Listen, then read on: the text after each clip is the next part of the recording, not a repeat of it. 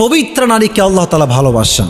এটার ছোট্ট একটা ব্যাখ্যা দিব, বাট এই ব্যাখ্যা শুনে কেউ লজ্জা পাবেন না। ব্যাখ্যাটা হচ্ছে এরকম, অনেক মেয়ে দেখবেন হাজব্যান্ড ওয়াইফের মনে করেন যে যেটা ইসলামিক পরিভাষা আমরা বলি জেমা হয়েছে, সহবাস হয়েছে।